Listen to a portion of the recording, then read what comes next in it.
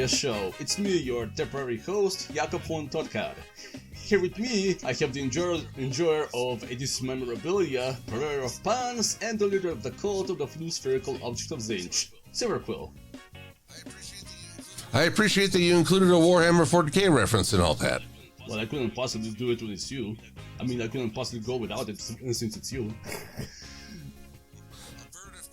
A bird of chaos. I never really put two and two together there. Zinch does love his birds. If I ever show with two heads, you know something went wrong on the job. I think I see a jackass.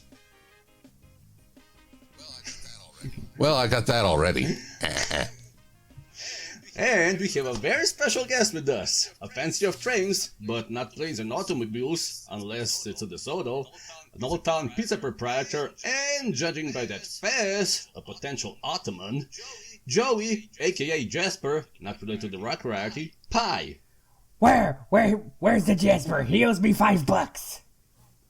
Oh wait, that's me. I owe myself $5. Sadly, for this special occasion, we're a man short because in the few hours before the recording, Norma Sanzog had to call in sick, unfortunately. He will be with us in spirit. Yeah. As we discuss madness incarnate. It's the best kind of madness incarnate. Yes. But then again, yeah. So, today we're reviewing something special, and I better speed it up because I can already feel the rumbles because of how giddy Jasper is over on the other end. I'm pretty sure you only have me on here because I am a certified Salmon Max addict. Yeah. By the way, while we're on the matter, okay, first I'm gonna go into the little history so the listeners know what we're talking about. Today we're reviewing the Salmon Max Surfin the Highway. To give some basic information, once upon a time in 1970s, I'm sure Silla can relate. Hey, speak up, Sonny. There were two brothers, one who was making comics that weren't finished and another was finishing them in a mocking way. Several years later, the first brother sent away the rights to his creations to his second brother so he could do with them whatever he wanted and create his own stories. The man in question who received gold on a silver platter was named Steve Purcell, the creator of Salmon Max. In the 80s, while Steve was working on short stories with his characters for California College of Arts and Crafts, the publisher of the Fish Police gave him a chance to finally publish a full-length story, one of which we're gonna be also reviewing.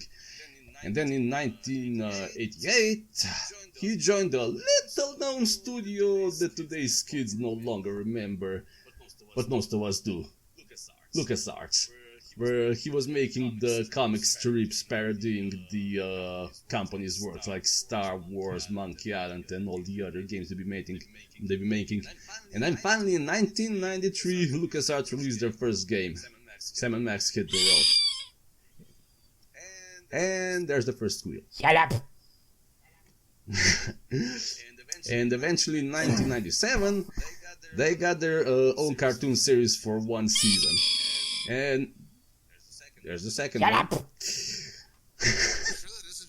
You sure that isn't just a hamster suffering an emotional breakdown? No, if I was a hamster, I'd be put in a microwave. That's a Oh my Maniac God. Mansion reference for those who get it.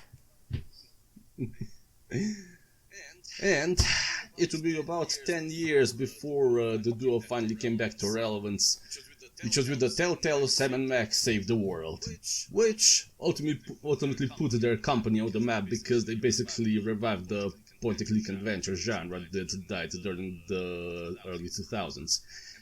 And then the company died because they stopped making the point-and-click adventure games and they were trying to copy Walking Dead series multiple times, but with different IPs. But then, sorry, mind if I cut in? But Sure. then in 2020,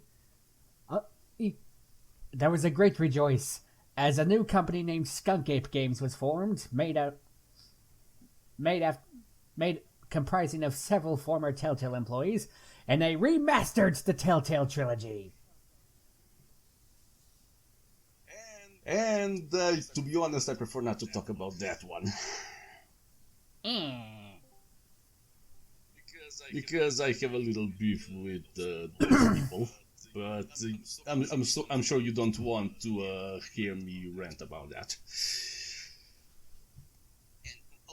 Oh yeah, but you also missed one little thing. They also released the VR game.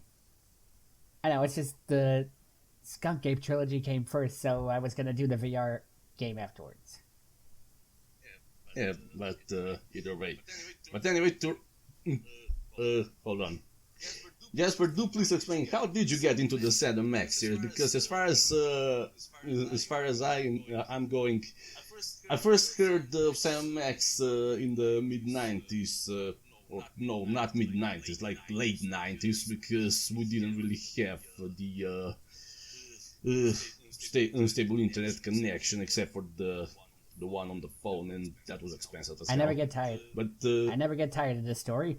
How Jasper became obsessed with Sam and Max, an oral report by JasperPie. So picture this. It's 2008. Little Jasper is a big Homestar Runner nerd, and he gets the announcement: Strong Bad's cool game for attractive people. Naturally, I was excited, and I went to the website to pre-order the game when I noticed this other game, Sam and Max. Intrigued and wanting to know what to expect from the Strong Bad game, I start playing demos, and even the 4th episode from Season 1, which was released for free at the time on the website. And it was then that I got hooked. I started playing all the demos, then I actually bought the games, then I started researching the comics and hit the road, and then the cartoon, and well, the rest is history. So your story is not that much different from mine, but as far as I'm concerned, I actually started off with LucasArts in general, and the first game that I actually got sucked in was Curse of Monkey Island. Monkey Island, another awesome game series. Yeah. Although, depending on who's going to ask, they're going to tell you that some others are crap, to say the least. I mean, there is one that's sort of not that good because of the... What was it? Monkey insult slinging. We don't talk about... That was way over convoluted. We don't talk about monkey combat. But yeah, so while I was basically playing the Curse of Monkey Island, and I saw the other works that they made, I then saw that one very strange with a strange dog in a police outfit and a little white rabbit thing, whatever it was. But to be honest, I wasn't particularly into it because, well, most of the older LucasArts point-and-click adventure games were basically, well, you had to press the command first on the screen and then you had to put it there. Although, okay, the Sam and Max one was a bit more advanced because you just right-clicked, so you just shifted between what action you want to take. But unfortunately, the problem came in because it was not voice acted, and considering that I'm not a native English speaker, that was a big problem for me. So I just ignored it. And then later, when the Telltale finally came out, it was, well, my interest was piqued and I decided to check in, and after that I was hooked in as well. But yeah, that's history. So, if the history lesson's over, I'll continue. Well, hang on, you haven't asked me if I got into it. Silver, how did you get involved with our Lord and Saviors, the Freelance Police? Well, first off, can I just say that when you say Homestar Runner and Strong Bad were your gateways into Sam and Max, I feel incredibly old because I had graduated from college while Sam and Max was out there. So the wee little Jasper, oh so cute, whereas I'm an old curmudgeon. Meh. War? Meh. Meh. War? Also, War, when did you stop? If we're talking about War, when did you stop? Oh, I never stopped. That's my secret, Jasper. I'm always old and cranky. And also, if we're talking about fighting monkeys, does that mean we're discussing guerrilla warfare?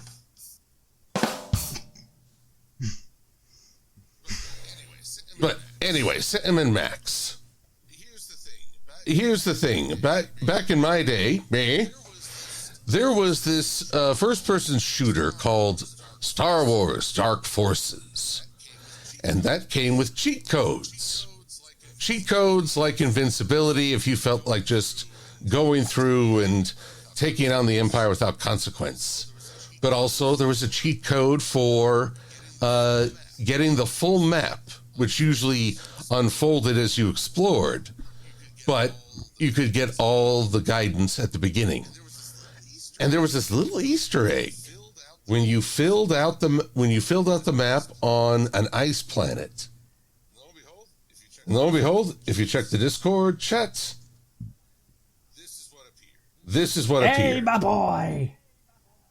So I had very little idea of what was going on. I was like, who is this? Are they trolling me? Which is a unique thought because I don't think trolling had been established by then.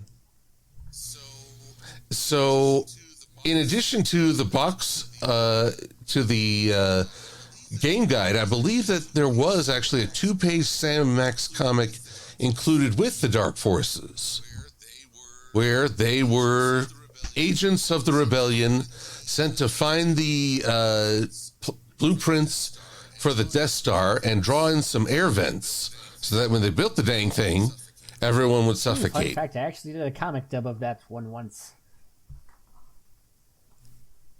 Yeah, that's actually one of the comics in the collection.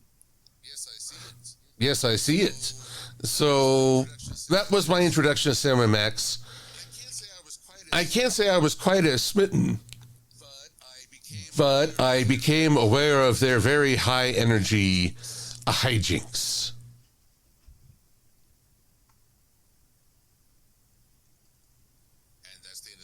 And that's the end of the story. So you just have yet to be broken, is what you're saying.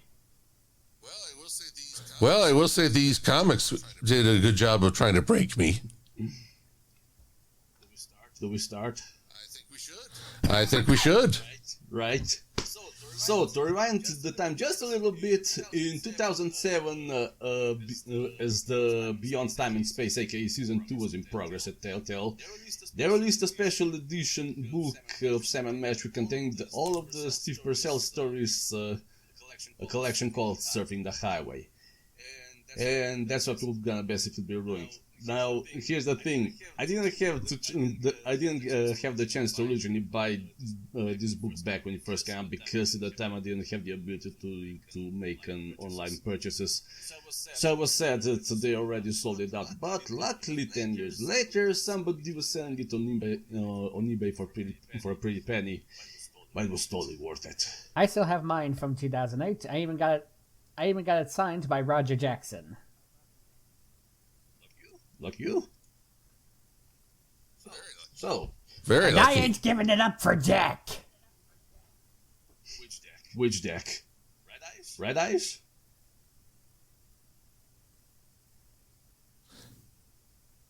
I ain't giving it. I think he said Jack, not Deck. Oh. I ain't giving up my book for Jack. Or Smith. Okay. What about the other variations of Jack? They can go pick up sticks. So I guess we can put Jack in a box. Oops, right. I forgot to put holes in the box. Well, then we can put him in a different box, a casket, if you will. Make sure it's mahogany. That's the good stuff. This actually sounds like the dialogue from Sam and Max now. Which means Jasper, you're Max, I believe. I do have a lot of experience voicing Max, so... Death from above! Calm down, little buddy. So, let's get into it. We'll start the first story, monkeys violating the Heavenly Temple. And this is where there's a third one. And this is where we come to the first running gag of the series, where the name of the story has an alternate title. In this case, it's called, based on novella, Sam and Max Meet Some Bad Guys. And on this very first page you quickly get the gist of how this world looks. Steve's designs show a sort of charming bizarreness and in some cases almost grotesqueness to the situation. As our heroes are walking down the streets of New York, there's filth littering the ground with roaches and rats scurrying around. And among the crowd, you've got all sorts of characters, like an African Southern devil, a tribeswoman, a zombie, a guy that's trying to sell a shrunken head to a woman, to name a few. But anyway, Sam is singing a song which he remembered from watching a musical about French circus that got cannibalized by Moleman, while Max is just casually saving a woman who, well, some guy was trying to get her to marry him at the point of the knife. And then they spot... I heard of a shotgun wedding, but this is ridiculous. And then they spot some guy stealing a purse from a woman, and the duo quickly draw out their weapons. Sam pulls out a cartoonishly large magnum revolver, and Max pulls out a lugger. And here we get another running gag, where people question where Max keeps his gun, considering he's not wearing clothes. That's none of your damn business. And there's the answer. But we all know where he keeps it. In the penal zone. Scandalous. Yeah, but Jasper is the one who gets that reference especially. Yes. But anyway, they go guns blazing after the thief and they corner him in the alley. And after smacking him across the head and finally giving the woman her purse back, which they just littered with bullets, they leave and, well, the thief got off easy from them for that smack that he received, because the bystander decided to pick up the blunt items and decided to bludgeon him to death. That's New York camaraderie for ya. Is it still going on? Is what still going on? Okay. The bludgeoning? Probably. So they get into their car and some police officer stops them, questioning what they're doing here. They're saying that they're the freelance police, and he tells them to show them the credentials or the badges. We don't need no stinking badges! I gotta get this little one back to his padded playpen. Bye now. And they run over the policeman's motorcycle.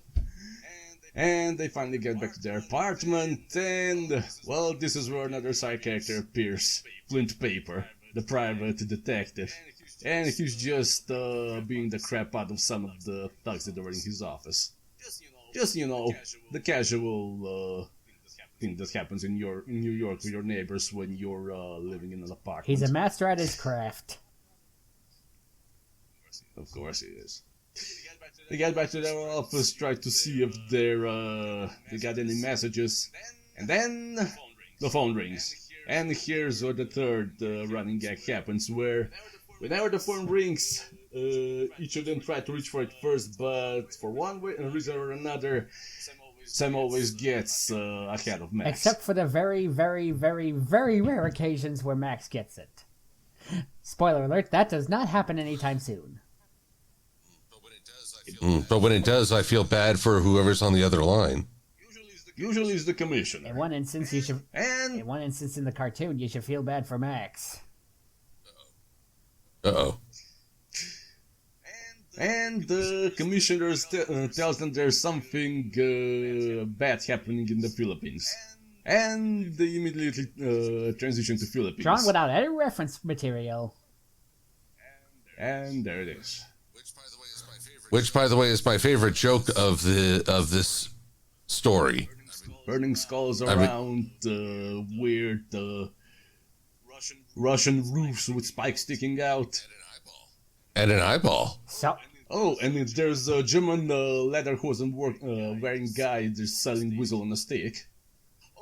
Oh, and there's harnessed kangaroos with a cart. oh yes, I also know of the native horsey kangaroos of the Philippines. You've never seen them? They're glorious. They you don't turn your back to one. And that's all I'm gonna say. Dun dun dun. You know who you also shouldn't turn your back on? Max. Dolphins.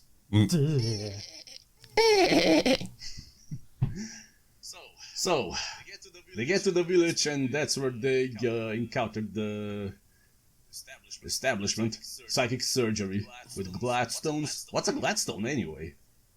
I think that's it.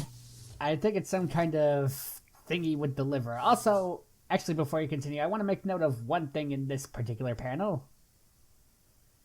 Take note of the Sam clone on the actual dog. yeah, now I noticed it.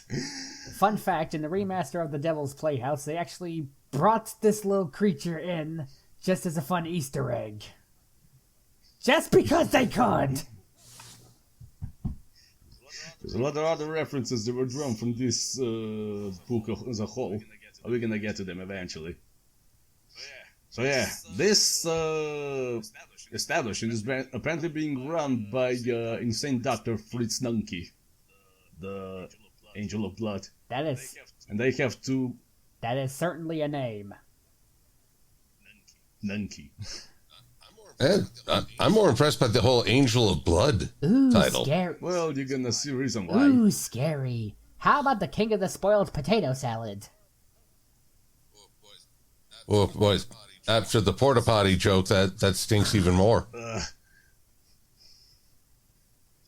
So they have to break into Nunke's establishment, and Sam decides to make Max a distraction, and he chucks him through the window before running to the front door and kicking the door in.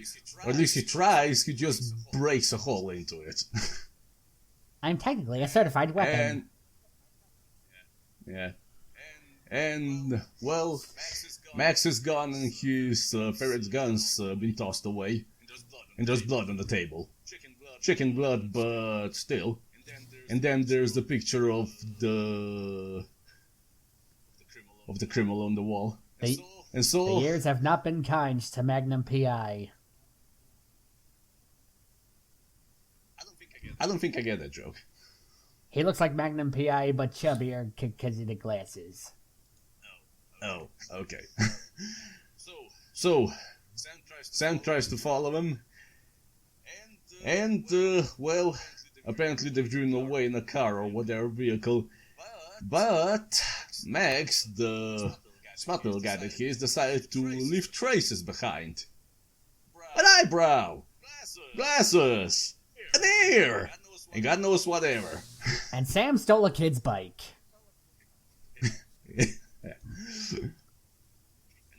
And apparently the cultists are, well, they're not exactly the most subtle type, because on the sign that that was pointing to the ritual site where they were doing the sacrifice, well, they were putting up the signs for the annual jamboree and the potluck sacrifice. Of course, Sam speeds up to it, tosses the bike over the edge, actually, and then he decides to disguise himself as the volcano god that they're worshipping, and he splatters mud all over him, but the cultists apparently don't buy it for a second and they beat the crap out of him. And then poor Sam finds himself next to Max tied up to a pole, ready for the sacrifice. And Nunky's doing the ritual with a large, swirly pointed dagger. A Chris? Yeah, that's the one. And as he's jabbering away, blah, yada, yada, yada, yada. All together now. Also, I want to know where he got his hat. The phrase "who are you wearing" the phrase "Who are you wearing?" becomes very literal. 3 snakes and a cat. I don't think I recognize the deity. I'm going to go with Jabal Sag, Master of Beasts. Oh yeah. And he was about to stab Max with the Chris, and all of a sudden he starts coughing, and he spontaneously combusts. As you do. It's so embarrassing when you spontaneously burst into flames, and I just got my suit dry cleaned. Well, it's still convenient because he collapses near Max and he burns his bonds off. Which, well, Max gets himself freed and then he frees Sam as well. But even though the leader of the cult is still alive, the rest of the cultists aren't particularly in a good mood. And so... Why? Why? They had a potluck. Did someone bring potato salad? They brought coleslaw! The fiends. Jasper, you're not gonna go into the song and dance about it, are you? I don't have the vocal power for it, so you're in luck this time. Assuming you know what song I'm talking about. Could you remind me? Because I'm sure I know, but I like it better when someone else says it. Alright. I'm sure Stuart's probably gonna remember this one. Here we come on the run with a burger on a bun and a dab of coleslaw on the side. Oh, your taste we will tickle with a cold little pickle, and all of our potatoes are french fried. Our burgers can be beat cause we grind our own meat. Grind. And when you dry away, a tip up on our tray. We hope to find. We hope to find. I did not know that. That's one, actually. I think that's from the Flintstones. Yep. The drive-in episode. Maybe that's why I haven't actually watched a whole lot of the Flintstones. It's from a different era. Actually, I've seen a whole lot of the Flintstones when Cartoon Network first came out. Most of the episodes I've forgotten the context and what's going, but I vividly remember just about, well, a lot of them. I didn't get Cartoon Network until my elementary years. Elementary years. I was in frickin' high school. We get it! You're old! You don't have to rub it in! Of course I do. Just like I rub in my lotion for my ligaments. Well, but these cultists are not gonna reach old age. Because Sam and Max rip out one of the pillars they were tied to. And they call out that their god in the volcano has risen. And they all conveniently look that way. And then both of them use the giant pillar to push all of the cultists into the volcano. Woo woo, chaga, love my good and plenty! So, thus bringing an end to the lie, only the good die young. Yeah. And apparently that was enough to awake the volcano god from his slumber. And, well, as Sam said, not quite as impressive as volcano gods. Not quite as impressive volcano god as you were led to expect. He does look like a rejected Macy's parade float. Or melted ice cream with horns. It reminds me of one of those, I forget what they're called, but you know those little bugs that are in the sand that they dig a funnel to lure the rats in? I don't know that particular insect. I forget what it's called. Are we talking the dung beetle? No, I said a bug that lives in the sand and he digs up a funnel and then the ants come by. You mean fiddler crabs? No, that's crabs. God, I don't know what the English name for it is. Assume that we are ignorant as a stump and don't know our bugs is. Antlions? Hold on. Yeah, I think that's that. Though apparently they dig funnel-shaped pits to trap it's antlion. small insects. Yeah. Oh, to my horror, they kind of resemble the brain parasites from Star Trek II, The Wrath of Khan. I'm not gonna do the scream. Quite horrifying. So, when the cult is defeated, Sam and Max decide to finally head back home, but they're not transitioning this time, they're just going by plane. And while Max is playing on the with food on the plane, Sam tries to go for a toilet, but apparently the plane's being hijacked by a terrorist wearing a clown mask. The Laughing Terror. The most terrifying disguise one can imagine. Clown! So, while the terrorist is complaining how what kind of movement he is, Sam decides to make a diversion. He throws the plastic spoon against the windshield of the plane, and instinctively the terrorist panics and he shoots a single bullet at the window, and the vacuum sucks him out. Well, that's his ass's fault. Honestly, I think it spaghettifies him. Either way, no coming back from this. Yeah. And then they use the plastic holder for the tray to block out the hole in the wall, the hole in the window. And with the entire situation diverted, the stewardess tells them that the captain's authorized them they can get anything they want for free. Actually, Jasper, you wanna do the max for this one? Yeah. Then bring me all the unclothed women my poor eyes can stand. Jesus, Max, take it easy. You didn't even like girls. Oh yeah. In that case, how about some more of these great peanuts?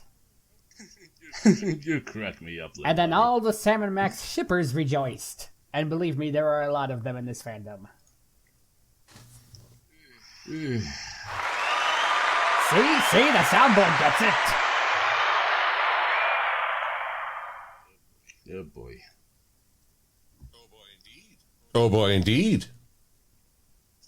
So, as the first story that we're done with, let's see. We move to the big one.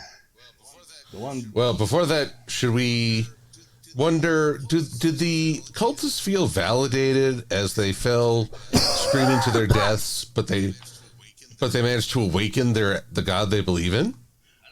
I don't know. Based on the picture that's being shown where the volcano gods picking it up, some of them seem to be cheering up. I mean, they're cheering. I know Francis among the cultists is like, I regret bringing the potato salad! That was a bad decision, and you should feel I don't bad. Really feel bad. I'm falling to my death. Isn't that enough? No! What more do you want from me, blood? I can get you blood, but I can't promise it's mine. I just want baked beans, man. It's so hard to bring baked beans. Who the flop brings baked beans to a potluck? You silly. So, as far as the first story goes, how do you guys feel about it? I mean, I'm pretty sure I already know Jasper, but all the same. I still very much like it. It establishes the kind of wacky, cynical humor that Sam and Max is known for, and it gives us a bit of a taste of the madness they occur on a daily basis. Yeah, that's pretty much my thoughts as well. You, Silver? Well, it definitely establishes the pacing, just the first panel in this comic establishes the kind of world they live in. And, they make fun of all these cliches. The police with the oversized weapons who Shoot first and ask questions never. The private detective who gets into so many fights you wonder why he isn't in World Wrestling. and a very, even a sort of satire of how other people, or how Pulp Fiction used to envision other countries looked like. Which was racist as can be. It was a different time. Very. So, that's the first story done.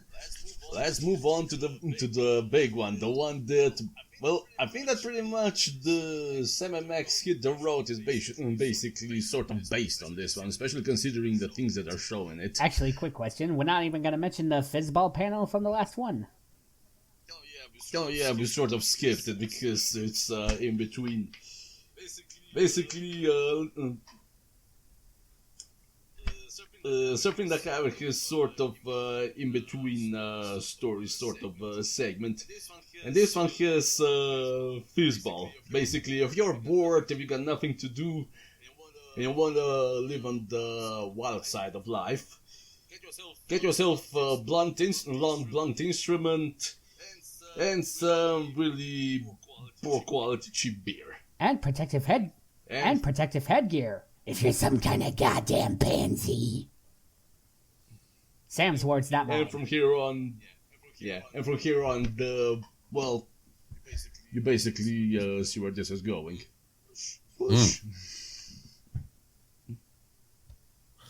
So, we're ready to go on? So, the next story, Sam & Max on the Road. Based on the famed beat generational novel, Sam & Max drive around in a car. Actually, by Bucky Cook. Sorry to interrupt. I actually love this trilogy. I read it almost every time I go on a road trip. Yeah, I mean for a good reason. So I can only imagine this kind of road trips you've had. Who, me? Either of you. If this is what you used to get excited, by God. My road trips aren't particularly eventful, to be honest, because most of the road trips are the ones just going to the destination. Or there is some situations where you put on the right music and it's extremely nostalgic for me. Because I remember when I was a kid, we used to go to Croatia to this, well, I wouldn't say deserted island, but there was so little civilization on it that we had to drive almost an hour to get to any sort of settlement that had a convenience store. So yeah, put on music, some music from late 90s, early 2000s, and I'm in the zone. Well, there you go. So what about Jasper? While I don't go on many road trips, especially not alone, I'm usually with a friend. Like, my first ever huge road trip was when me and another friend were first driving down to Cali. Second was when me and Will were driving to Everfree at one point. We actually finished 2 scripts for 2 prank calls in the car. Nice. And we stopped by a railroad museum because you could take the train out of the Jasper, but you can't make it eat eggplants. And that's for the best. Yes. Multiple reasons. So, we start with chapter 1. Prisoner of the What? Casbah. Yeah, Prisoner of the Casbah. So, right away we open up with the panel of Sam & Max unloading their guns. And, well, they were aiming at the... What are these called? I think they're called either hula dolls or bobblehead hula dolls. Either way, it's unsettling and must die. Well, he did mention Nicket once, but as you can see, these two are not very good shots. And as always, the phone rings. And actually, this panel here, it's actually in the TV series in the intro, the last sequence. So, as usual, the commissioner calls them, and apparently they've been working so hard because they're, well... Insane.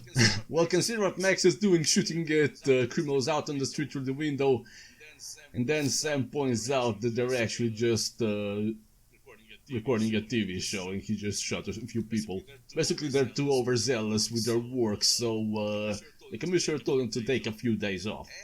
And, well, what else to do besides wait in this smelly old apartment? Road trip! Road trip! Road trip! Road trip! Ha ha ha ha ha. And so they go to the nearby convenience store, and lo and behold, they're being at a gunpoint. And Sam almost instinctively bites the criminal. Meanwhile, Max is over there checking his grocery bag. She's in a pressurized can. Is that really such a big negative thing? It's funny because in the cartoon, they're eating Cheese Whiz just fine. Well, there has to be some adaptation. Yeah. Directorial alterations while staying true to the spirit. This is true. Right. But yeah, besides, Philly cheesesteaks apparently rely on Cheese Whiz. That's probably says a lot right there. Yeah. So, the criminal manages to get away, and the mom are so happy that they have him that they give him the go to just take anything they need. And this the duo are walking away with bags full of stuff. I suddenly noticed this guy with a whole lot of chains hanging around his neck at the bottom, and what? Ready? Yeah, I'm not clear on that myself. I'm not sure what he's. I assume they're chains. Although I guess I'm more distracted by the roaches doing a marathon. Oh yeah. You're gonna see plenty of him further down And the line. rats. Steve loves his rats. Oh yeah. And large guinea pigs, if I remember Moles, right. actually. Mole people.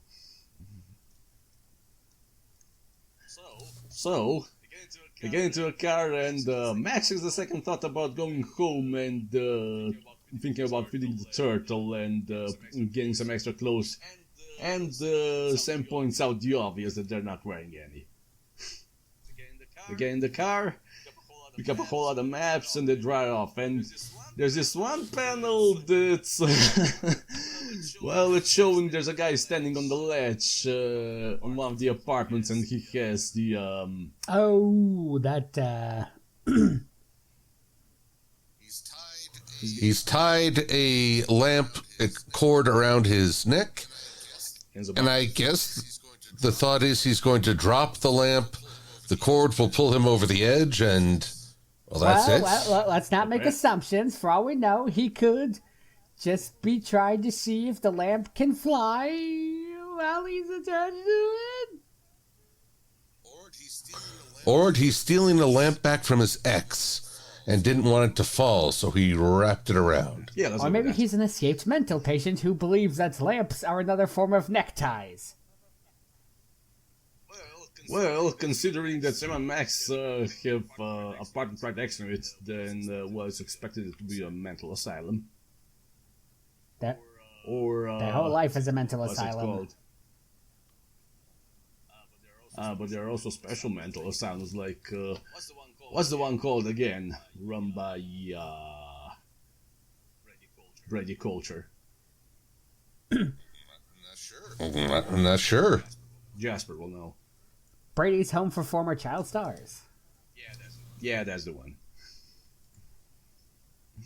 So, anyway, and they're on the way for the big road trip. And this is where, actually, this is the one where I will point out, because it is such a relevant, and considering that, both of you are Native Americans, unlike me. So do tell me some of these things if there is some truth of it, as they they stop at the diner. I can confirm that the bacon looks like belts and the eggs look overly toasted. I haven't encountered a few stalagmites under my table in the last few years. I try not to look. Or raise my knees up. What about the characters that you meet there? There can be... there was a greasy spoon joint near my college that was really nice. And what I found funny, the lady there was an avid fan of Valentine's Day. As you do. I can't say that I'm a real believer in that, but she was definitely a romantic at heart. How obvious was she? I beg your pardon? How obvious was she? Well, she pretty much said, I'm a big fan of Valentine's Day, so pretty on the nose. Yeah, I don't think you get more obvious than that, though I can see how it got lost in translation. So, with that step out of the way, let's move to chapter 1. I love a band leader. So... Actually, isn't this technically chapter 2, at the risk of being pedantic? I did say chapter 2. You said chapter 1. You said chapter 1? Oh, no, God damn it. Alright. Chapter 2. So... Sam Max are driving to the Badlands in their car. Actually, I'm not sure it is Badlands because, well, there's some very peculiar things that I'm seeing over there, like the moon buggy, and there's a giant cyclops in the distance. And for somebody's building a sandcastle by the side of the road. And apparently they went all the way to Mars because there's a lunar lander. That's what I said. Oh. No, wait, this just lends fuel to the fire for conspiracy theorists. We didn't land on the moon, we just recorded in Jersey. Which looks like the moon. Max can't seem to get away from the moon. Nope. Either there's a bad day or there's... They see it on their bad days and they see it on their bright sides. Exactly. So after a long ride, they decide to stop at the reptile farm. And, well, apparently the guy has a lot of giant stills of dinosaurs in their natural habitat because, well, I didn't know that dinosaurs can tap dance while wearing roller skates, so that they sit down in the read magazines or that they're wearing high heels. I find it hard to believe that a dinosaur would be reading the newspaper. Everyone knows they prefer Russian romance novels. How do you know? How do I know he? Yes, how do I know he? Yes, how do I know he? I read it on the wiki page. Right. So, after the little stop, they suddenly notice that the camper is being harassed by a bunch of, motorcycle hooligans, and they go forward to dispense justice. As they do. So, of course they do. So for the first one, Sam tells Max to hold the wheel for a second while he leans out, pulls out his cartoonishly large Magnum, and he demonstrates physics to one of the bikers. Who apparently is wearing a Kamen Rider helmet. Oh yeah, I thought that looked familiar for some reason, but you couldn't put a finger on it. Personally, I'm more of a Sentai Power Rangers man, but you do you. I mean, so is Silver. I do both. Speaking of, squee! New game coming Tuesday. There we go. I don't think I've heard any of that. Oh, you will. You will. Mr. Sam and Max is one of my other biggest obsessions, and I will never shut up about it. So, with one thug down, they go after the first one.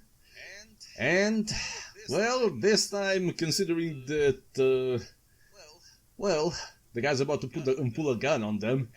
And, well, the only other way to, well, let's not waste bullets on that one because they're precious. Let's just use a blunt object to stop them. And Sam grabs Max by the legs and he smacks him in the cross. To be fair, Max can do more damage than any friggin' gun. Especially if you give him a gun. Then nobody is safe. It's like a singularity of murder. You crack me up, little singularity. Oh yeah, one thing that I didn't forget to mention a few pages back. Max wants to go to Mexico to load a car with, what was it, some kind of rock bands to sell him in America for huge profit. Can somebody get me the context on that one, because I sort of missed it. The only context I can get it is, Max is a little rapscallion who likes to do illegal things, but in an innocent way. Yeah, but Sam mentions that the frog bands are no longer popular with American influential trends. So, yeah. Ain't that always the way?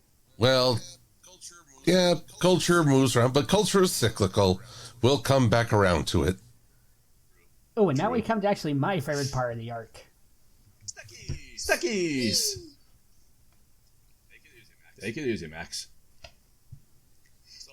So, Max is extremely excited to stop at Stuckies, Yeah, but they drive by. Yeah, that's another thing. Steve loves the hell out of Stuckies, and he actually references it in Hit the Road, where only he calls it Snuckies because copyright reasons. Right. So, when Max questions him why didn't he stop, Sam tells him the story how he was Lee Will puppy. He was trying with folks and he stopped at Stuckies, and then he saw the gift. Well, actually, I'm gonna try to read this out. It was dusk, and I whined and hollowed for Dad to pull into approaching Stuckies. I wanted to peruse the gift shop for authentic plain Indians, harmonicas, and jackalope postcards. Feel free to do the same if you want. What about the free box of pecan candy that with every gas fill up? Quiet. The place looked kind of dark, spooky when we pulled in. Then I saw the proprietor. What? His hair was white and stood straight up. He had black circles around his wide, staring eyes. My dad said, "Something the matter, son?" And the guy told us in loud, irritating monotone, but anti-lie monotone about Auntie Alice, a terrifying specter of blood-chilling unpleasantness.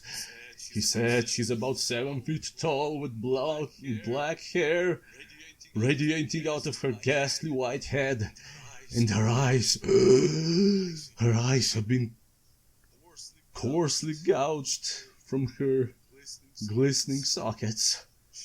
He said she wears a shredded block-caked smock. I've got a blood-caked smock. She wanders the highway from Stuckies to Stuckies, looking for screeching children to rip from their cars, causing their parents to go insane with relief and fear. She had just made off with the proprietor's kids as they were returning from the local horned toad and badger promenade. You saw the whole grisly scene. They say Auntie Alice still wanders the highways looking for innocents to devour. That's horrible, Sam. Is it true? Nah. I'm just saying to your channel, old buddy. And then, suddenly a giant tall figure is on their way. It jumps. It crashes on the top of the hood of the car. It's Auntie Alice, the hateful thing. And he breaks in, grabs Max by the neck and pulls him out. No, no, stop killing me. Max, hey, Max, wake up. You're missing all the fun. What? A 7-foot specter of evil appeared in front of the car, so I ran over it. Sounds like a bag of laundry going under. Hope I didn't hurt the tires. Hey, want the thing, Newton? I actually love this particular part because I'm a sucker for highway ghost stories.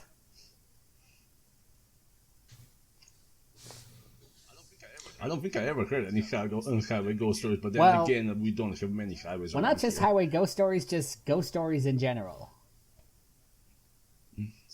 So, apparently there's a conveniently straightened the line for several miles road. Is there such a thing on the Route 66? I couldn't tell ya. So yeah, they basically tied the steering wheel so it wasn't moving around when they took a nap and they woke up at 9 in the morning. That's some solid driving. And yeah, and they stop at the place that houses the largest prairie dog. And the owner, well, he resembles about as the same as Sam described the guy he saw mentioning the specter on the highway that they drove over. And when they question him about it, the proprietor says that pirates suddenly put in a large Spanish gallon and they took away with his prairie dog, and they also took Jesse James's trigger finger. Ah, that old chestnut. Yeah. Surprisingly useful in Season 2. And then never seen again come Season 3. That's because, well, the monster served its purpose. Yeah, but it's kind of sad. I actually rather liked him. Yeah.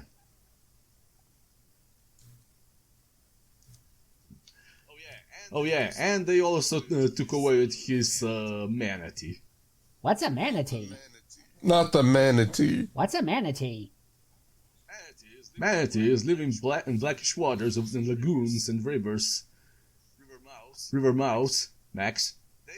They were the source of the ancient mermaid legends. Many a seafarer, in their drunken, nearsighted froth, often mistook the manatees for beautiful water nymphs and... Hello? Affection for them. Quality of it makes my skin crawl. So yeah, they get the information from the proprietor about the crime that just happened, and they drive away. And this is where we get another little in-between segment about the board game. Which apparently is coming soon on the physical release of Hit the Road. No way! Gee, Limited Run Games is working on a physical release of Hit the Road. I pre-ordered mine. Hit the Road is getting a remake? Not a remake, it's more like a physical release of the original. I'm hoping it'll get a remake, preferably for Switch releases. But one can only dream, because I don't know how the whole legal system works with trying to make a Hit the Road remake. No, I mean, I don't see the reason what's the difference with what Skunk Ape was doing with, with Devil I think Trail. it's mostly because Disney has their hooks on the LucasArts stuff. But considering that LucasArts has been there for like 10 years at this point, shouldn't it be like, I don't know, freebie? Or do we have to wait like for what happened to Mickey Mouse and Pooh? I have no idea. But either way, if we were able to get a new Monkey Island game, then anything can happen at this point. Yeah. Unfortunately, I couldn't get into the newer one because, I don't know, I just don't like the graphics. They were sort of putting... I rather like the graphics, actually. Here's the thing with the Monkey Island games. They never, aside from the first two, they never have a consistent art style. They change almost every game. How we adapt is the true test of how much we love a franchise. I considered that Curse of Monkey Island graphics were pretty well it should have gone forward. I'm a personal fan of the Tale of Monkey Island graphics myself, but that's just me. Yeah. I'm a Telltale guy through and through. So, with that segment out of the way, they drive into the New Orleans because that's apparently there's a big chance that they'll find it. And is this a thing that the giant cat thing, kind of like how it was in the Return of Queen Chrysalia's story where Pinkie Pie made for her and Rainbow Dash the giant costume versions of themselves to treat the changelings. Is this a thing in New Orleans? I believe so. It's part of. It's part of Mardi Gras. What's that? It's a grand celebration where you can go wild and have fun without consequences. Or so they say. It's the final day of Carnival, and Mardi Gras is French for. I googled it, and by googled it I mean I watched a Glove and Boots video about it. Basically, you're coming up on Lent, so you have one more last hurrah before you start fasting and abstaining from a lot of things. And they take being silly very seriously. So serious. Super. I'm super serial, you guys. Super duper serial. I'm seeing Charlie Brown over there. I was wondering when someone was going to point him out. Oh, good grief. So, a woman comes running out of her store and saying that a ship pulled in, and pirates came and took her two manatees as well. And, well, Sam and Max go to work, but they make sure that they fit in the locals so that the criminals won't get suspicious. I remember when I tried to do a Sam and Max cosplay at BronyCon once, it wasn't my best work, but only because I didn't have access to the technology of actual suits. And I want an actual suit! What did it look like? Basically, me and Thespia wore paper masks with Sam and Max's face on them.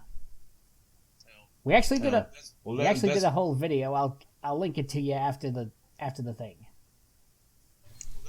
Well, that's expected. It won't work considering you can't hold the other guy in your hand and smack him around. There. I want an actual cosplay. I'm just glad you didn't have prop weapons. We had styrofoam guns with little cutouts of the guns on them. Does that count? I was on a budget. Who cut it? Me. Right. So, as they're staying on the bay and watching the whole scene play out, apparently somebody brought out the Marienburg land ship and is being pulled by the prairie dogs, several hamsters. And just in case, hold on. For your viewing entertainment afterwards. Yeah. In case you don't know what the Marienburg land ship is, here you go. I hope that's a big enough resolution. That is a thing of beauty, and I want it. Well, you're gonna have to pay a lot. Because that's how expensive Warhammer is. But yeah. Pirates finally pull in. And Sam and Max decide to, they jump on the side of the ship and wait for them to get to the island where they make landfall. And then the first instinct for Sam is to point the gun at them and asking them what the hell you steal the manatees and all the other stuff, which doesn't go well because one of the pirates smacks the guy, smacks Sam across his mask, and it turns around and he goes blind. And somebody tries to splits Max's head in half, but he did. And then the pirates tie up Sam and Max on the what do you call these things again? Where you put little kids on and put the quarters in, they jiggle back and forth. I don't think they have an actual name. I just call them grocery store horsey rides. This is humiliating. They said they were also going to keel haul us and make us kiss the gunner's daughter. I never kiss on the first keel hauling. Hey, you're a million laughs. So as it turned out, these pirates, well, buccaneers, they used to have mundane office jobs and cubicles and water coolers and all of that. And they decided to, make more of a life for themselves. They're positive, optimistic, on-the-go kind of guys. And they were tired of living in the so-called civilized world and kissing up to the corporate stooges. And having to treat their facial hair and walk like human people. Gives me an idea for if things at Amazon Fresh go belly up. Oh yes. You're not that desperate, are you? Depends. I don't know, Jasper. I think you could rock an eye patch. But yeah, here we also have a little tidbit that's in the Hit the Road, the mysterious spot.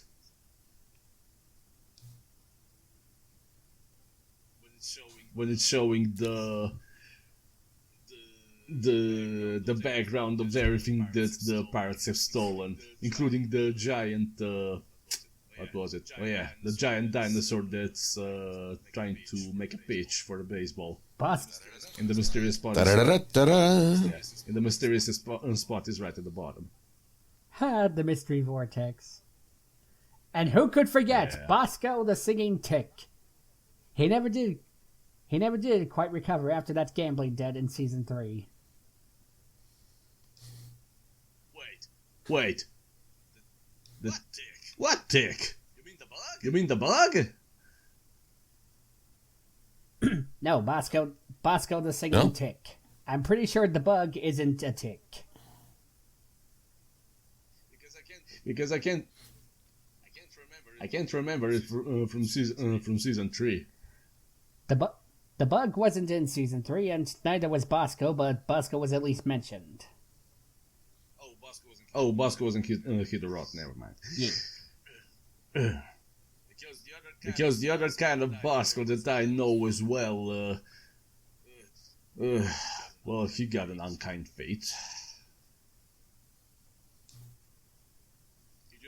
He just wasn't the same after that neck operation. He doesn't sound the same anymore. That's still better for a singing career than when he got stepped on. Then he could only be flat. I hate that made me snicker. It's what I do. So yeah, and as for why the pirates kidnapped the manatees, well, Sam basically explained earlier about the history and, well, let's just say he doesn't like the idea of what they're planning to do with those manatees. God help us, Max. They're going to do a number. About their mermaid wives? I may lose my mind! Or what's left of it, anyway. And then, just as things seem to have gone completely grim... Hold on. Let me just... it's not loading up. Yeah. A free kind of crawly. And then the pirates get the idea that they're gonna put them in the... They're gonna dip them in hot wax and put them in display in their wax museum. At least let me choose my own pose. That's the worst that could happen, yeah. And before that gruesome scenario happened, out of nowhere, a whole bunch of octopi. Octopi is for multiple, right? That's another running gag for Sam and Max. They have a lot of Deus Ex Machina characters on standby. There's this guy, there's the cockroach from a webcomic, and there's the Rubber Pants Commandos. Yeah. Unfortunately, we had to skip this one because it's only like 4 pages long. But either way, well, while the octopi are basically dealing with pirates, actually they don't even have to do anything about it because they're just so disturbing that the pirates just listen to them when they order them to tie themselves up. Have you ever seen an octopus out of the pool? It's not pretty. Yeah. Either is the butt of a monkey. We should at least humiliate them for for the discomfort that they've caused us. Let's mock their stumps. That wouldn't be cool. In that case, woo! No, we hate that. And so, Sam Max and the octopi board the Marienburg land ship, and they sail away back to New Orleans shore. And well, the octopi say goodbye to Sam and Max, and they drive away. Meanwhile, Sam and Max pick up the manatees and the hamster that they got back from the pirates, and they drive them back to the original owners. Aw, and there's a rat who's got his Mardi Gras pride. Oh, yeah, I see it. right over there. So they deliver the manatees, and Sam goes on another song as the chapter closes. And there's a brief segment about the paper egg puppet Max, which I still have yet to make. Use it to communicate ideas and concepts to people of other lands. Max's terrifying head is a universal symbol of something or another, I think. Keep one in your first aid kit, and don't forget to keep a spare in the family car, okay? Okay. So we arrive to chapter 3, Curse of the Faceless Man.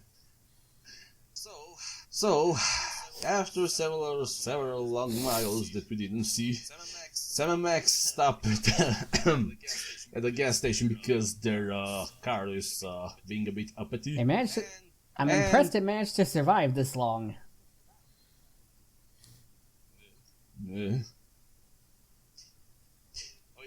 Oh yeah.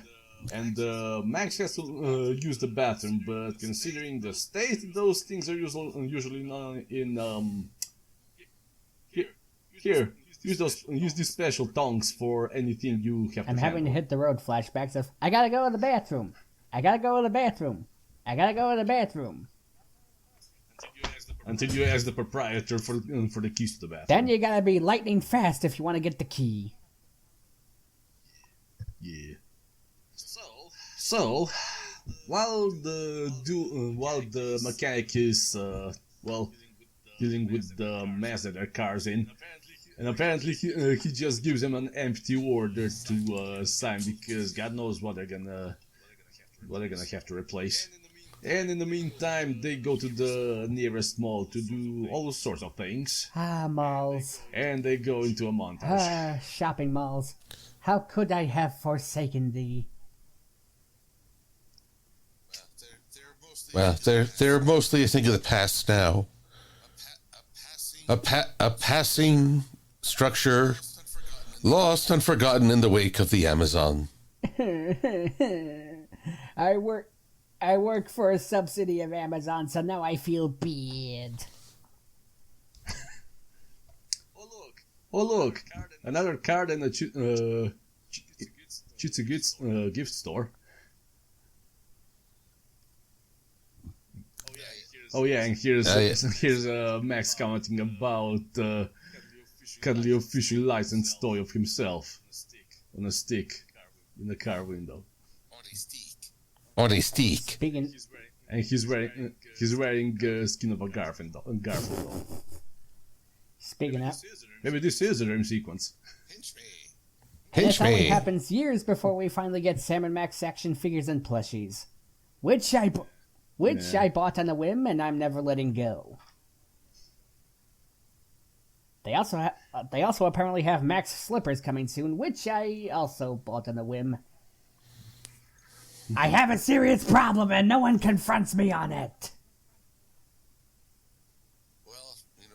Well, you just have to throw your weem away, a weem away, a weem away. In the jungle, the mighty. We're not doing this!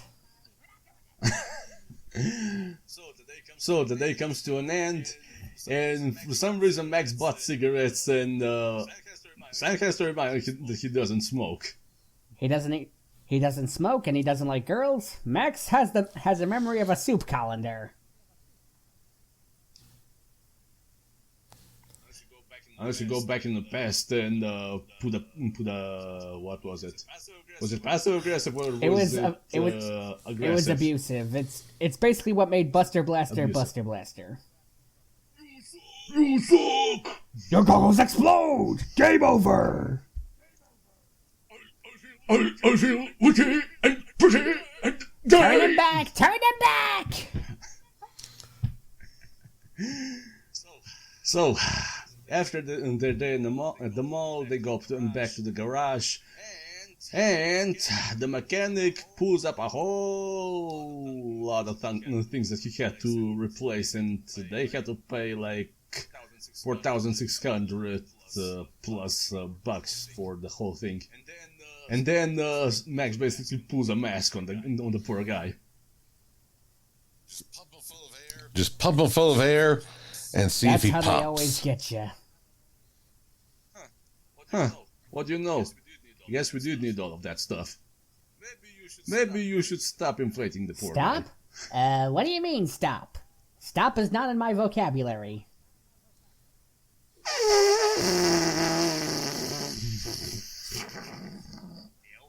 Ill? I feel bad for this. So, after what Max did, Sam was kind of bad what the poor garage guy had to go through, and he gives him a whole box of piñatas in which the frogs that were made should at the start of the second chapter. Does anyone know what those things actually are? As far as I know, they're mostly just decorative trinkets. Yeah, they just they just decorate your desk and that's it. You mean just like about every other action figure or figurine of whatever popular characters? They're basically pop Yeah. vinyls before there were pop vinyls, and I don't really have a place for them, but I kind of want at least one.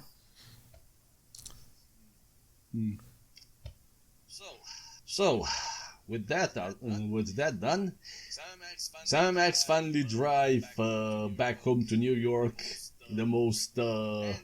And this is basically where the title of the entire collection comes in: Surfin the Highway. I've been highway surfing most of my life, little pal. It's an excellent way to cap off a successful road trip. And it seems to bring joy to the hearts of passing buttloads of sweating tourists. You bust me up, Max. And thus, the story ends. So, thoughts on the three-part story that we just went through? Like I said, I still love it. I try to read it almost every time I go on a road trip, and it's more special since, from what I heard, this was the story that inspired Hit the Road. Yeah, pretty much. And considering that's one of my favorite games of all time, you know where I stand on it. Right. Silver? Well, what can I say? I've seen crazier road trips, but not many. Of them, I think the pirate one is my favorite for the sheer bizarrety. And funny enough, I think this was doing a thing before we even coined the phrase furry. Come again? Well, I mean, technically, they're romancing over manatees. Oh. So that one, for sheer bizarrity and actually somehow staying on point for a majority of the story, that was probably my favorite of them. Though I did love everyone's wanted to strike back against a car repair that finds just another little thing wrong that'll be another $100 to repair. I'm getting flashbacks of The Mask. Indeed. Yeah, that's what I said when Mask decided to pull a mask on the poor guy by stuffing, the hose in his mouth.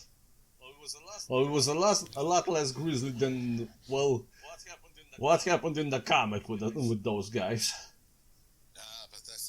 But that's a story for another day. Yeah. Meanwhile, our beloved bewildering universe. Look at this! It's ridiculous, isn't it? Maybe it will live to laugh at it. That's pretty much, approach you should make about certain people out there who are doing some stupid That is a thing. reusable meme that can survive the ages. Along with this all-time gem, sea monkeys are not primates! They're not. Are they crawdads? I believe they're krill. What the hell is a crawdad? Where you see, son, that's when your papa gets a little something stuck in his throat. Then I'm going like, oh, I got something in my craw. So it's that little dangly, hangy ball thing at the back of your mouth? Well, that or your mother's cooking. Alright. So. Oh yeah, there's also a little thing to play if you ever decided to cut out the page of this comic, but I won't recommend it for anything. I'd rather just scan the page and print out its own thing and then play with the paper dolls. Right. Makes sense to me. And then we got the picture of a giant Nerubian. I meant cockroach holding the DeSoto, which is foreshadowing for what will follow in the next story. Bad Day on the Moon. Based on the completely obscure French farce Gacon, un omelette et deux beefsteaks. Probably the only comic that got adapted into the cartoons. Yeah, that's what I was going to say. And I mean, it deviates a little bit, but not To be much. fair, they have only so much of a runtime, they can't do everything word for word. And the censors. The censors. But I still say they honored the source material pretty well, I thought. Though on the other hand, I'm biased, so my opinion probably doesn't mean much. Hi, biased. I'm Silver Quill. Bias validated. Validated. Sorry.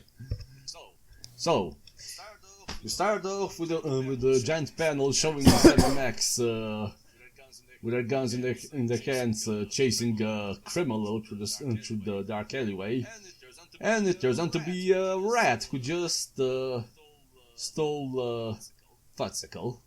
I can hear the Is it the ocean. Futsicle?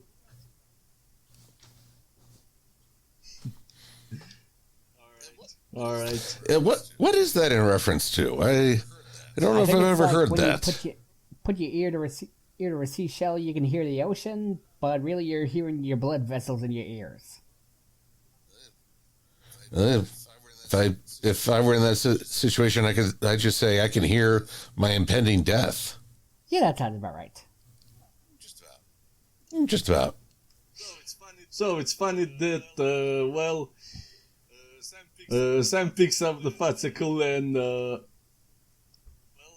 where the rat stole it from, he's not gonna get it back because in the next few frames, Sam's already eaten it. And they find the source because a bunch of rats, using several junk-related objects, they put them on their head and using it for cover as they attack the ice cream man, saying that, the racket. And then Sam threatens them that if there was any other way, if they didn't arrest him, they'd probably be sent to lab and they'd be tested on. After which the rats almost immediately scary off. They made the right decision. Yeah. Indeed. Because Max is known to have butterfingers. No, it's true. You should see him trying to tie an ascot. I've had mercy once. It was unpleasant, like something that has fallen out of a window from a great height. So, after they tried to help the poor ice cream man, the rats knocked him out. Although I'm not sure how sticking him in the back of his ice cream truck was going to help. They come back home and they find the stairway littered with a lot of thugs that plenty people are apparently thrashed him, and well, it happened last week, but now he's just throwing them away like Tuesday garbage. They come back to their apartment. They try to check if there's any messages, and the phone rings. And as usual, Sam beats Max to the punch. And Max gets locked in the drawer. And yeah, but apparently because the thing is so confidential, the commissioner said that he was gonna send orders by mail. And a postcard comes in, and then the mailman crashes through the window of their door with the knife stuck in his back. Apparently there was Sorry. Whoso pulleth this linoleum knight from this mailman's rightwise king born of England. Apparently somebody was in on what was happening and didn't want the message to get to them. So after Flint manages to get the poor postman, assuming he's not completely out yet, the duo get the order there's bad trouble on the moon, and well, they pack up, and well, it's not the same as what happened in the first story where they instantly transition to Philippines. They end up on the moon in 2 panels. It won't be the first time. NASA can stick it. These guys know the shortcuts. By the way, Max, that was a brilliant idea, stuffing the muffler full of thousands and thousands of match heads and igniting them, thereupon providing adequate thrust to break free of the Earth's Thanks, Sam. I thought it up with my huge brain. Warning, Sam Max train spells. Sorry, I can't do the fast talk. I certainly can't, not without editing. All right, I'll give it a go. Warning, Sam and Max are trained pyrotechnic working under exciting conditions. Stuffing the muffler should not be attempted by reader, as it could result in death or dismemberment. No kidding, don't do it unless you really want to. So after trying to copy the speech from several years ago about first moon landing, well, they couldn't put it together well, and they just step out, and they're wearing paper bags over their heads. That's some ingenious ingenuity. Yeah. I mean, it's not like it was necessary anyway, because apparently whoever thought that there was no way in space never actually tried that. Because as Max pulls off his hat, and he's apparently fine because, well, he couldn't see Noro because there was a speck of dust in his eyes. And of course, Sam follows after that. So let me get this straight. We can breathe here then? I guess those candy butt astronauts didn't have the stones to try it. I could never say that about an astronaut.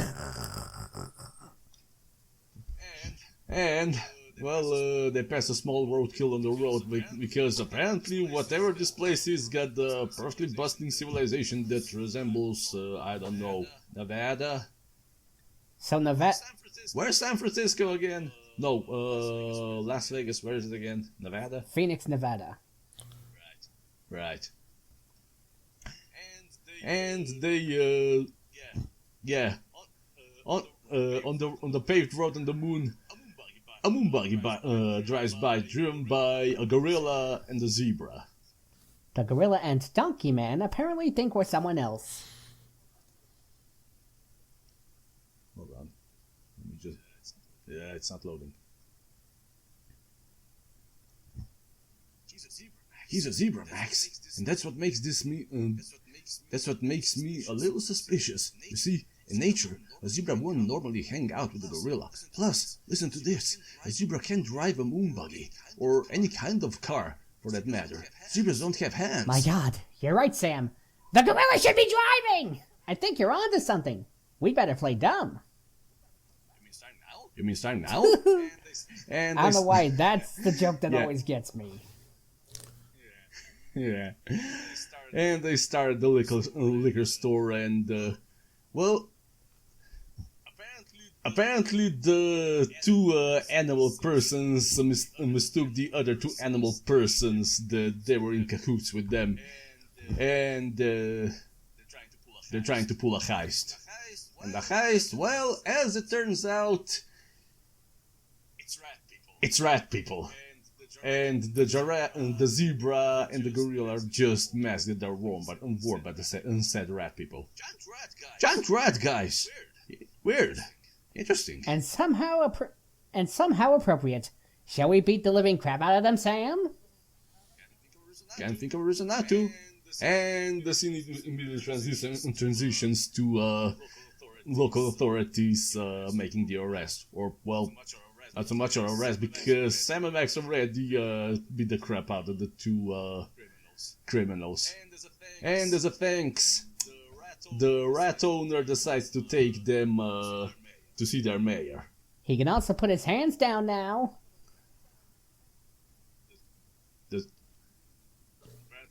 Apparently not anytime soon, because by the time they do get to the mayor's place, he's still holding him up. Hey, mister. Well, thanks for showing us down here, and no, we're not afraid. We're generally too damn ignorant to be afraid of most things. Right, Max? Hey, mister, you can put your hands down now. Well, if you won't be meaning... Put your hands down, for God's sake! Put them down now! Well, you've done it, Max. You went and hurt the poor little guy's feelings. I feel awful, Sam. Maybe we can stop by the way home and buy his last Elvis head decanter. If the thought doesn't float out of my head in the next few minutes, that is. And so, Sam and Max entered the mayor's house, and we have a Zordon moment. Zordon / the Wizard of Oz. So yeah, and the giant rat head basically tells them that there's something wrong. There's something wrong because, well, in a way they have a past problem. Then the citizens are disappearing, and they need them to help figure it out. So he points them in the direction into the dark side of the moon where all of this is happening, right through the back door, and just like that, there's a giant portal in the wall, and you can vaguely see a giant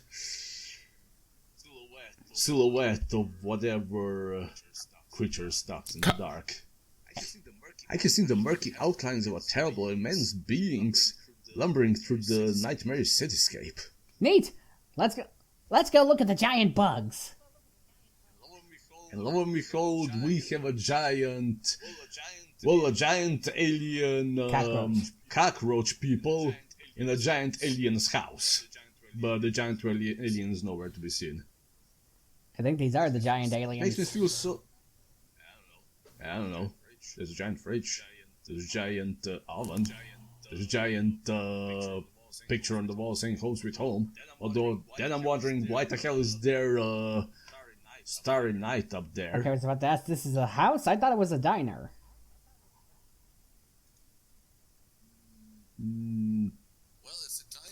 Well, it's a diner for the giant insects, but it might be another being's home.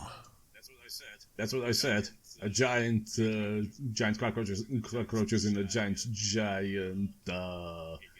alien house. Although when everything around you is giant, isn't it more accurate to say you're just really tiny? I'm compensating for my size. So, the duo... Go on. I hope you're talking about the size of your face. Shut up. And not some other thing.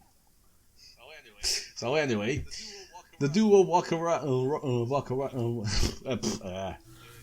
they walk around about with the giant cockroaches, and apparently they're not aware of their presence.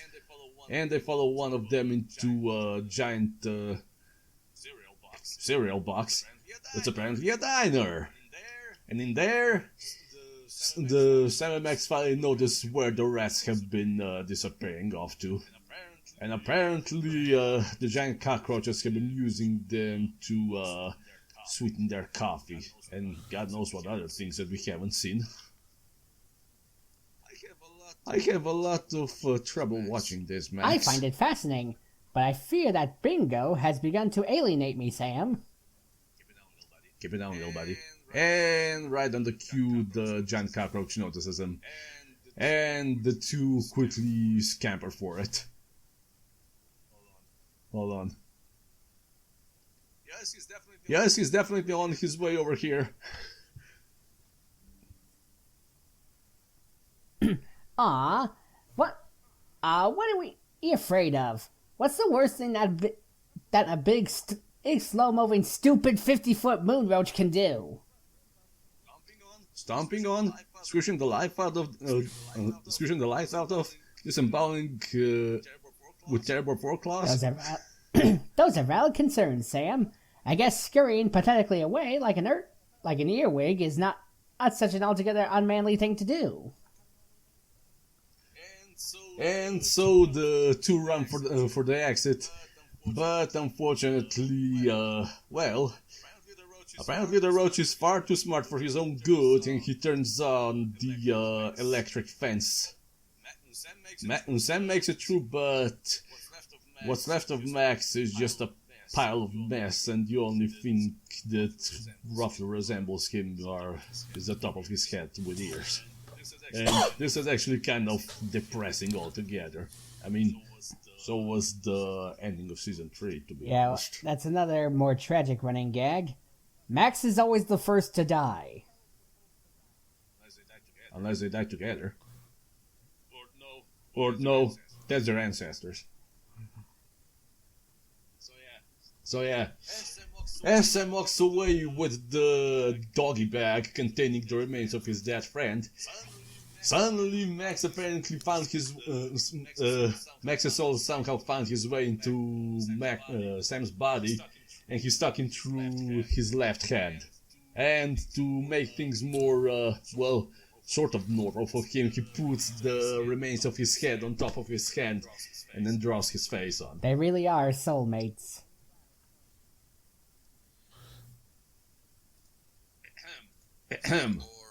That or Sam is really... Oh, there you go. That or Sam has really lost it. Did he ever have it to begin with? Fair question. So while they're going back to the mayor's house to try and fix their current problem, the big brain guys, they have a way to fix the problem, considering, hold on, it's loading again. Ugh. Sorry. We use this rich device to produce a rich, delicious peanut brittle for use in our savage, backward rituals, but it may serve your needs. I'm feeling optimistic. And this is where, the scientists are trying to put Sam back together in his right place. Sam suddenly gets the idea of moist, rotten garbage, which ultimately leads to the solution of the problem that he's figured out.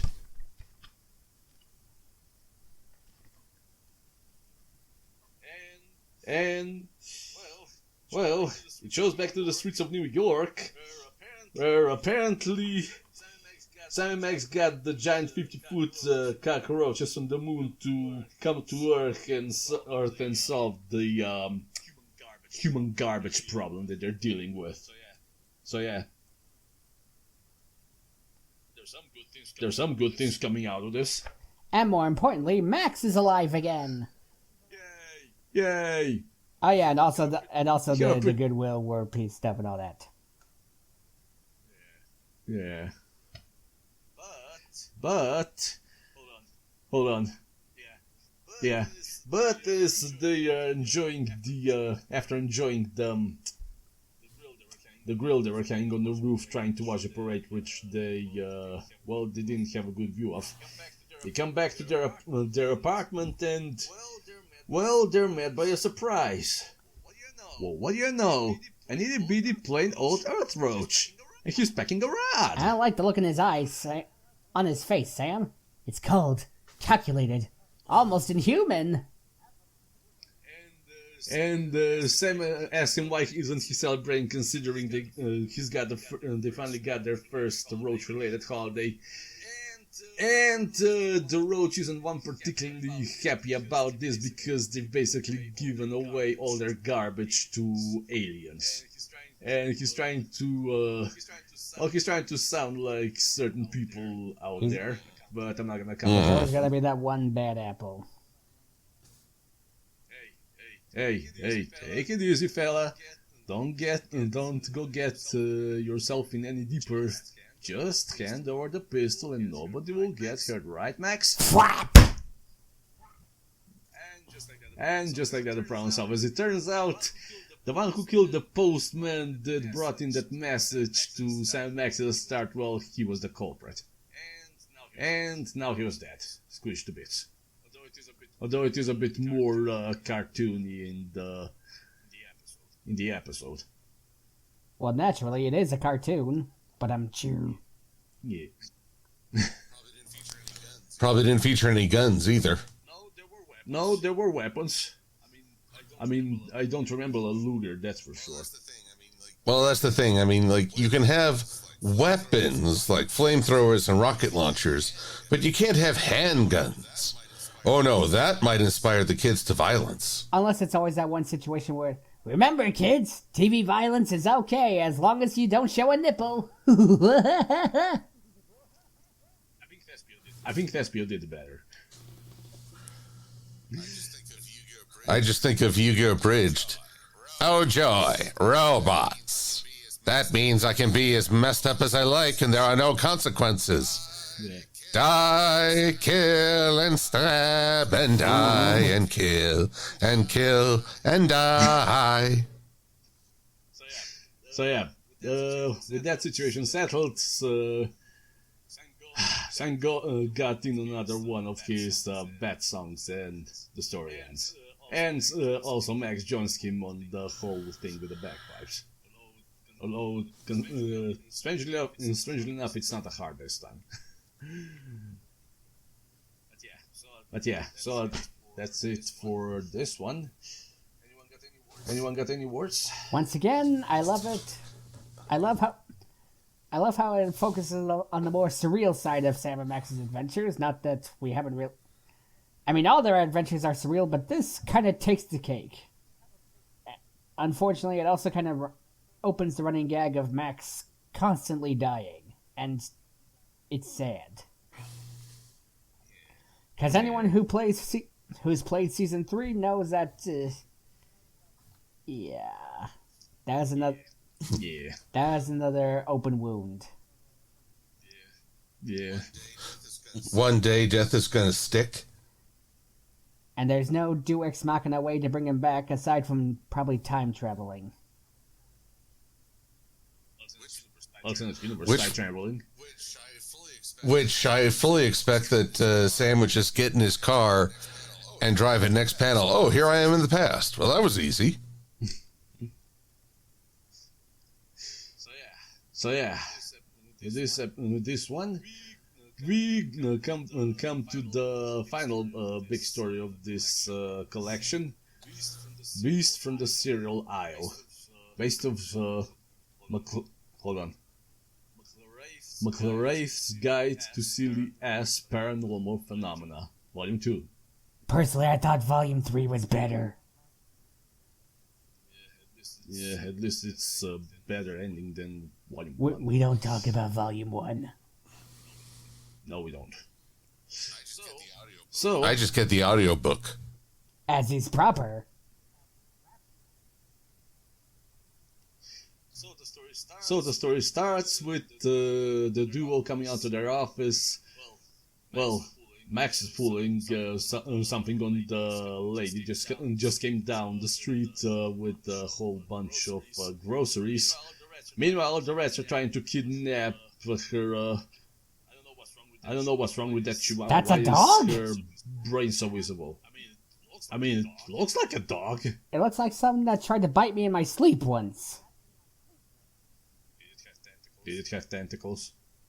I mean, not this time. It was a Tuesday. So yeah, apparently their commissioner told them there was something wrong down at the local grocery store. So, but to get there, well, let's just say that their car is on an extended vacation at the garage. So they got the replacement of Ferrari. It's an eyesore. I hate it. Well, but apparently the thieves don't, because they found one of them hidden under the dash, and they toss him out. Goodbye, Pink Hoodlum. Shall I back over him, Sam? Sorry, Max. No time for petty indulgences. But you always make time for petty indulgences. Okay, this is actually this is kind of surreal. Max almost never gets to drive the DeSoto except for like rare occasions, but here he's apparently allowed to drive a Ferrari. Well, it's not his car. True, but I'm not gonna go into it. Yeah. So they get to the supermarket, and Max just so happens to, quote-unquote, accidentally, hit one of the workers who was fooling around groceries. If you're upset, Max, you shouldn't... I don't think you should suppress it. Hey, man! I think you're not good! I'll never be your best friend! Ooh, you're a scary bunny. And then Max stuffs him into the shopping cart before... I dare say I feel little remorse for my actions, Sam. Oh well. If you did, you probably wouldn't mean it. And to be fair, this is probably the tamest thing Max can do. Yeah, we've seen the previous one with the pump. But yeah, I think this is actually... Hold on, I'm not sure. But this is probably the one that's also sort of... it is sort of in the animated series. I mean, at least... The store is at least, because it was part of the Glazed MacGuffin episode. Another great episode, by the way. Forget your troubles, come on, get happy. We're gonna take all your cares Shout away. hallelujah, come on, get happy. Today's Glazed MacGuffin. The sun is shining, the dough is rising. The largest burden, so take Shabooga my hand. booga, come on, get happy. We're heading for the promised land. Shout hallelujah, come on, get Hallelujah, happy. come on, get happy. Today is Glazed MacGuffin Day. Today's Glazed MacGuffin Day. Yeah! I may or may not know that song by heart. That was a good one. So do I. So I'm deeply afraid. I actually have the instrumental for it. If I can swing it, I want to see if me and Will can do a cover of it.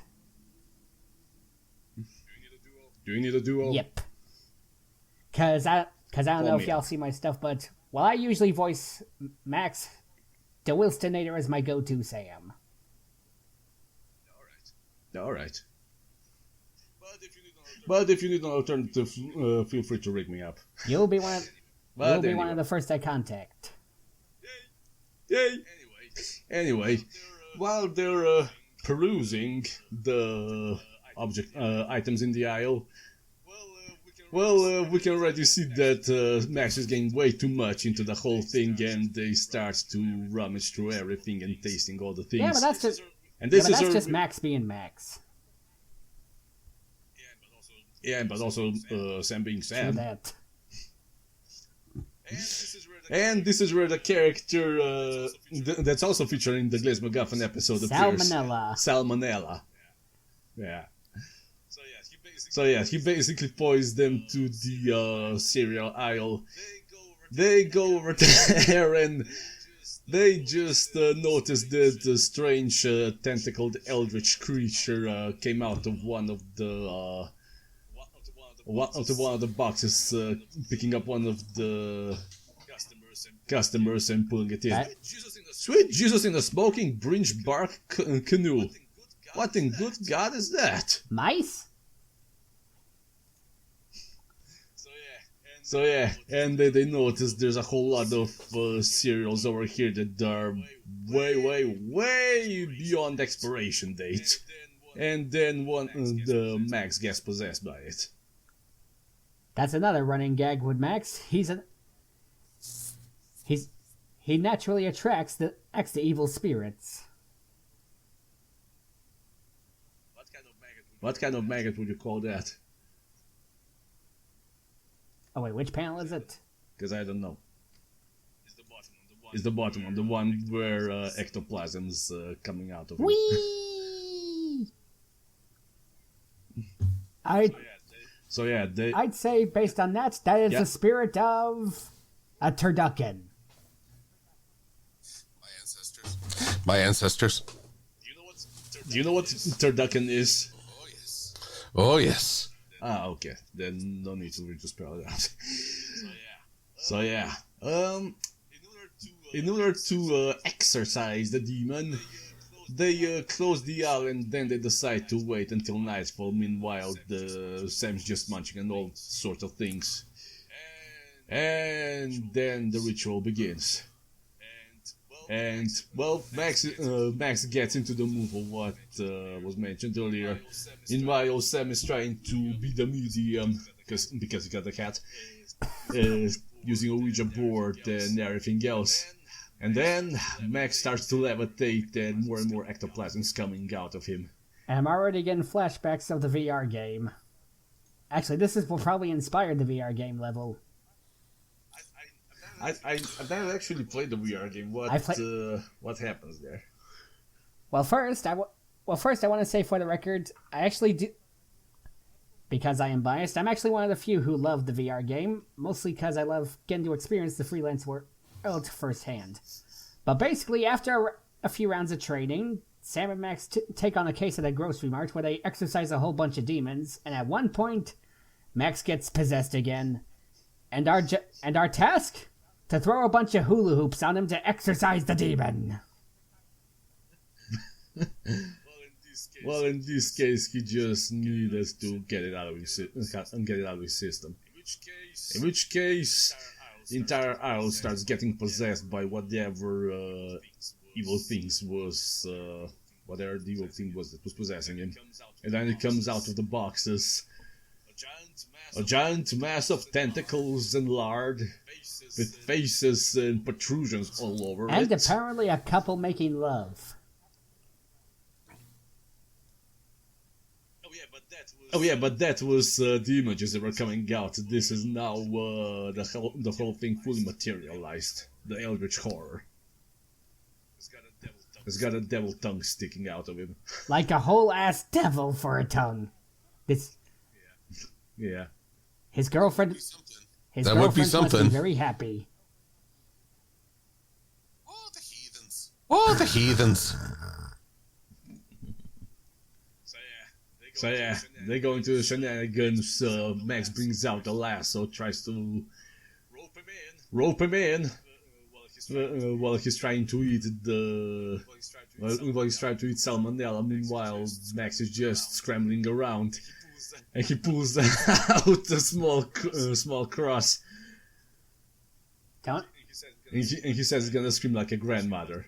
which he does before the whole thing goes black. Don't ask him where he was keeping that.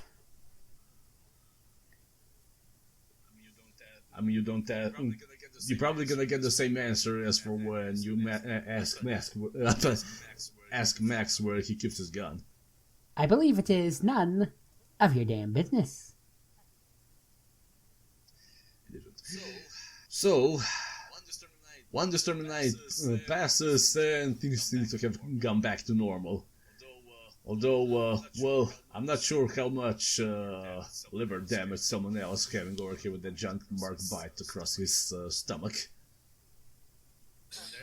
And when they're asked about what the hell that beast from the city was, Sam explains that my belief is that it represented the collective sorrow and frustration of all those apple cart and roadside beef stand businesses that were steamrolled into the ground by the cold, sterile mega mart like this one.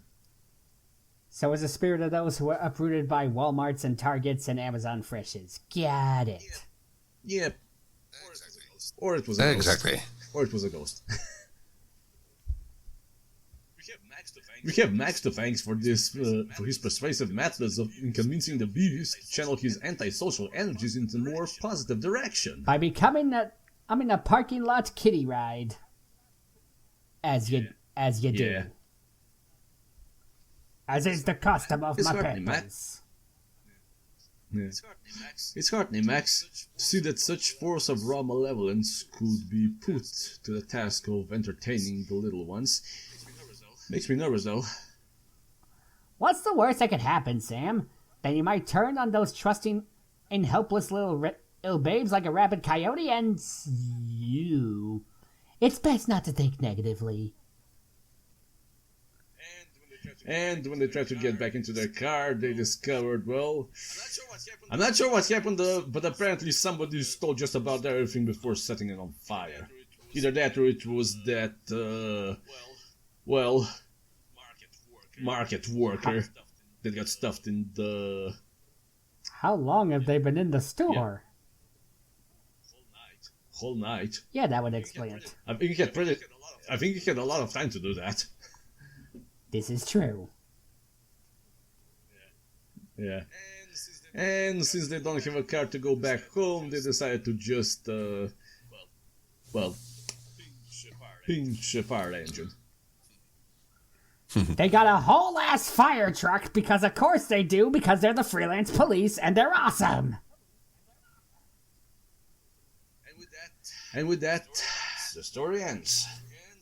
And, well, beyond that, there's just a few shorts that are basically just reprints that were, they were published by the LucasArts. So yeah, outside. I guess we're at the end. Yeah, outside of those and that one webcomic used to promote season 1, there haven't been in any new major Sam and Max stories.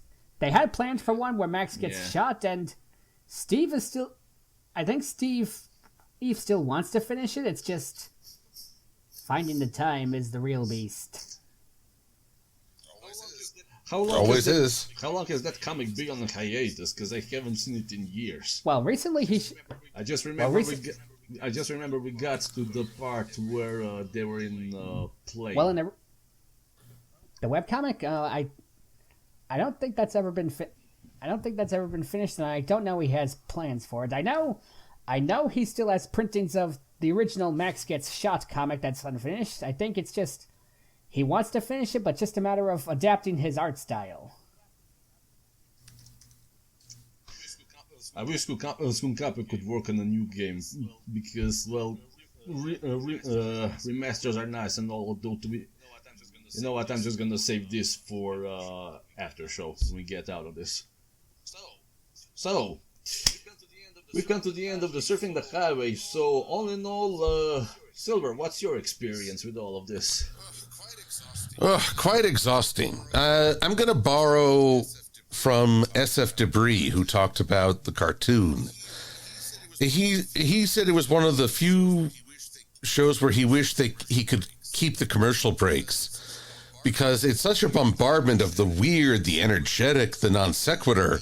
it can be thoroughly tiring, and these guys like to talk in great blurbs of text. I felt a similar way with the comics. It's just so much hitting you all at once, and if you don't have your bearings, boy, you are in for it. Well, that's a good thing. But me and Jasper are good on that front.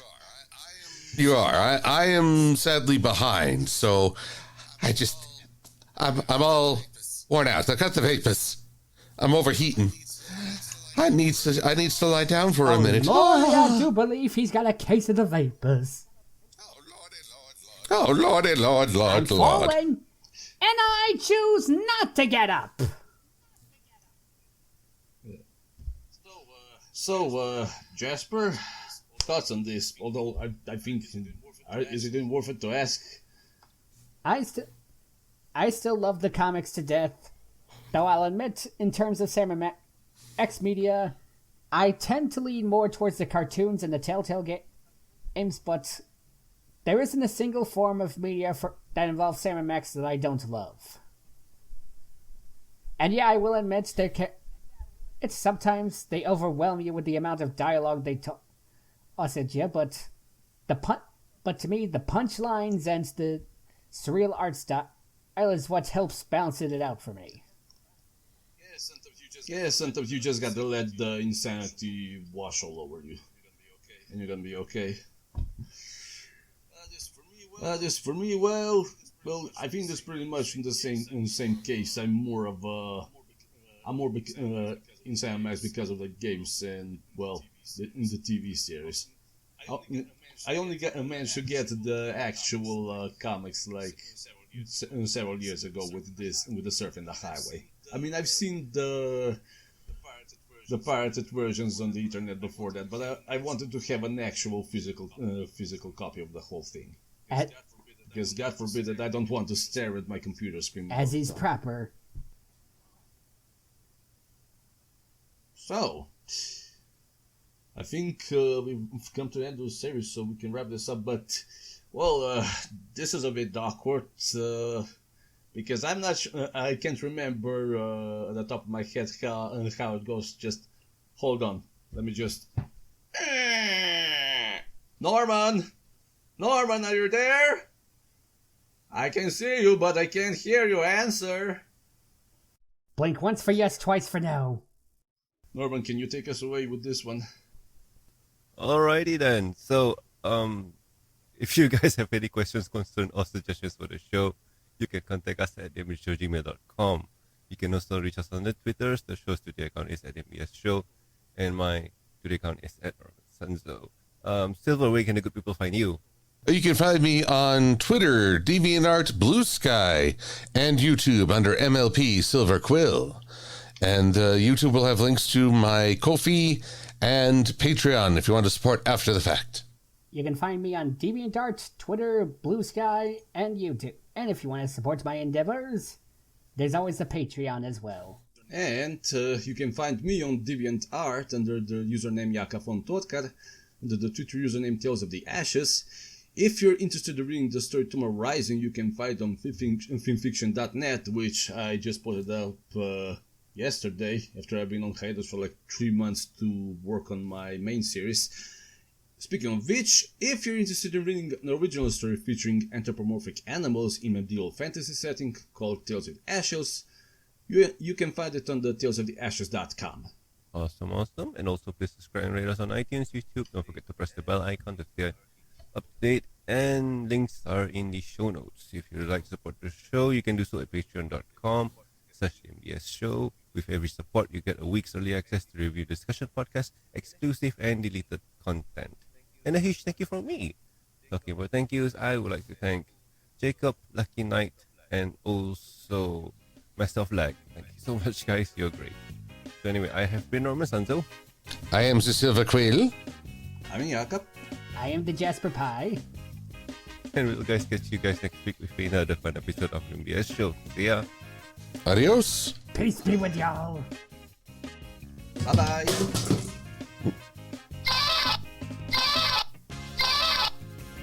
Yep, just can't finish it. It's all broken. Oh no, it's broken. Everything is broken. Oh no. I'll just keep doing this. People will be begging me to stop. I'm already begging you to stop!